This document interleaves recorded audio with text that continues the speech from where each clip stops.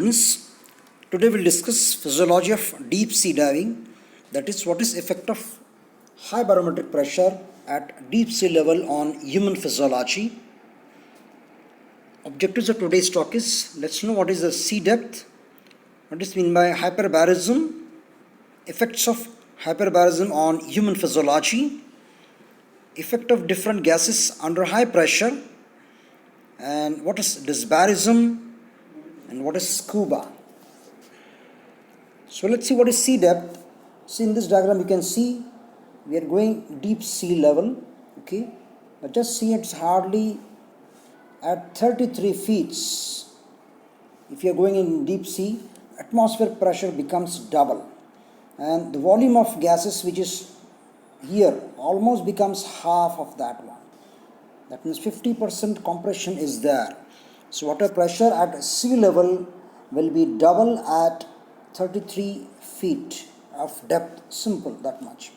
And if you go further deep inside this, it will be gradually increasing. So if you are going deep sea, there is increase in barometric pressure.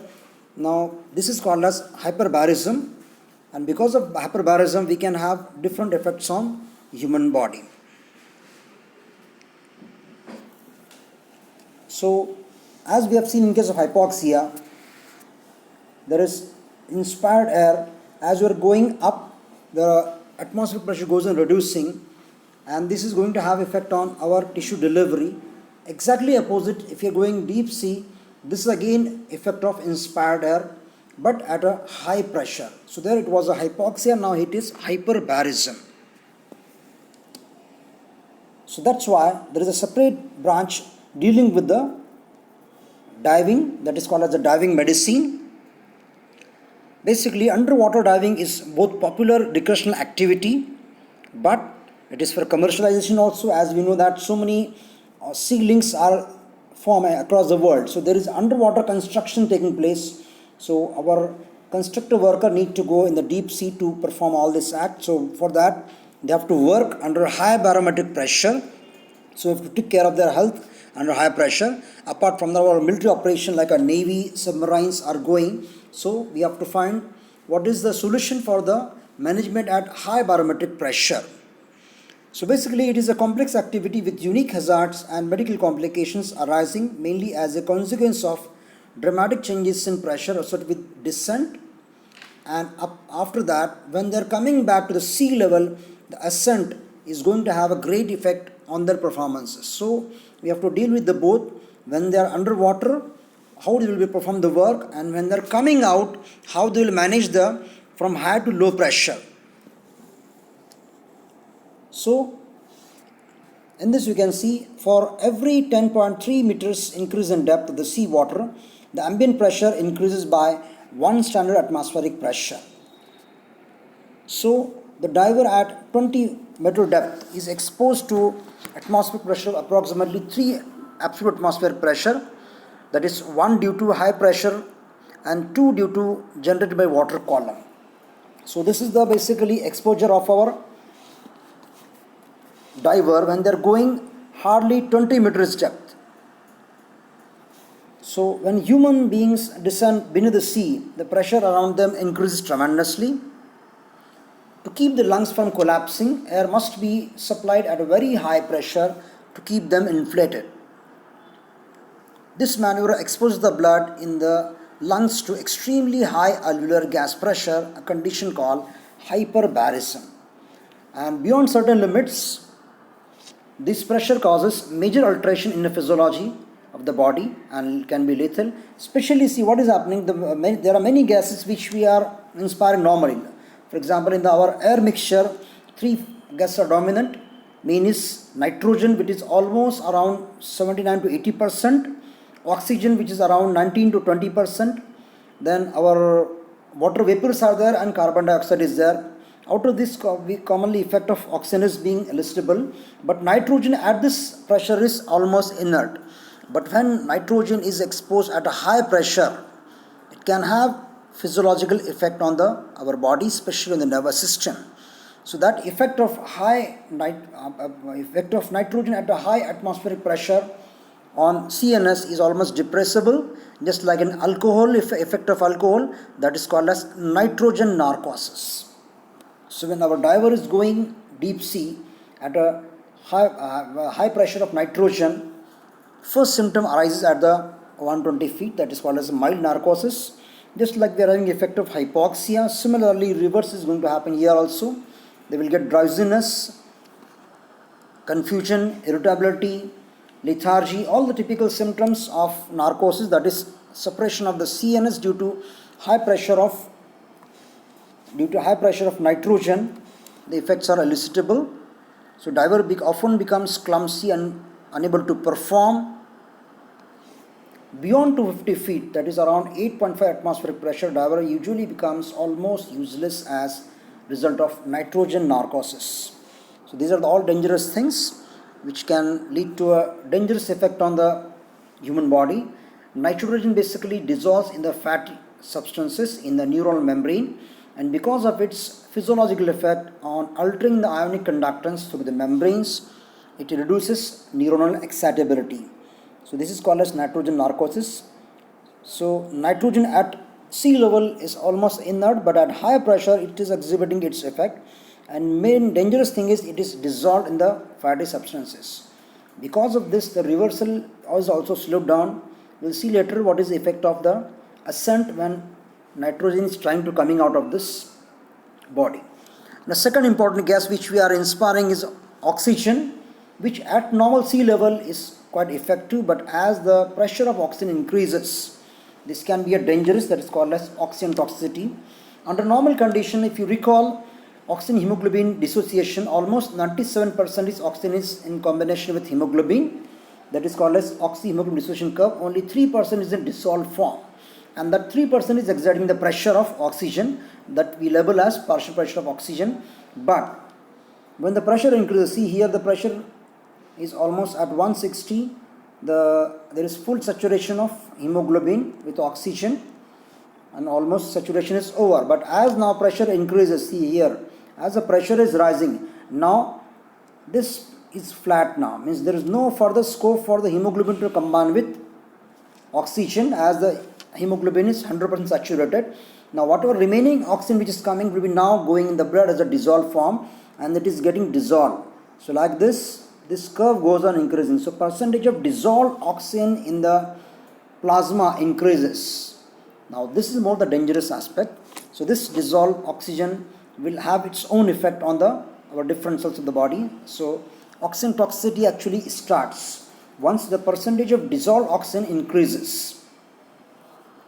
So here you can see three graphs. One graph of this graph is O2 dissociation, which is now almost saturated at 160 or 200. Beyond that, if the pressure of the oxygen is rising in the atmospheric pressure, the dissolved percentage is increasing. So there will be acute oxygen toxicity. Extremely high pressure of partial pressure of oxygen occurs when O2 is breathed at very high alveolar pressure. So this is detrimental to the tissues. Almost in 1 hour will have a major effect on the body. That is almost in 30 to 60 minutes. Brain seizures can start and person can go in a coma. And more dangerous thing is there is generation of free radicals. Free radical theory is a major theory nowadays for understanding different diseases, especially autoimmune disorders of the body. So these free radicals are very dangerous. They can destroy the different body tissues. So oxygen free radicals are formed and they will start damaging its own body. So this will lead to destruction of different body tissues, especially as the respiratory system is the nearest one. Respiratory system is exposed to oxygen more. So there is damage to the oxygen, damage to the respiratory passage, damage to the lungs. And if this pressure remains for long period of time, person goes in chronic oxygen poisoning. That can lead to pulmonary disabilities. After only almost 12 hours of 1 atmospheric oxygen exposure, the lung passages, they get congested, they develop pulmonary edema, atelectasis. This all will lead to damage to the lungs, and lungs can go in permanent damage if the person remains for more period of time. Now, second important gas which we are inspiring is carbon dioxide, but actually carbon dioxide normally produced inside the body. Production will not increase much. It is going to be same as metabolism is same, but in some rebreathing apparatuses, where a diver is using a rebreathing apparatus, all expired air is again reused for the inspiration. So here there can be accumulation of CO2 in the inspired air. So initially it might be low, but as we are expiring constantly, the level can build up, and if level goes beyond 80 millimeters of mercury of PCO2, the situation becomes intolerable. Now this CO2 will have negative effect on the body. It can lead to suppression of respiratory centers, leading to decreased respiratory drive. It can lead to respiratory acidosis because of CO2 and combination with leading to formation of H ions. So this can generate CO2 toxicity. So these are the three gases which we are inspiring: nitrogen, oxygen and CO2. Now second important thing is decompression. When diver is at a high pressure at the deep sea level, but he needs to come back on the surface. So when he is trying to come back, if he ascends fast, it can be very dangerous because nitrogen is not dissolved in our body fluid and nervous tissues. So when a person is coming down at a sea level, it will try to come back. But again, this process is very slow.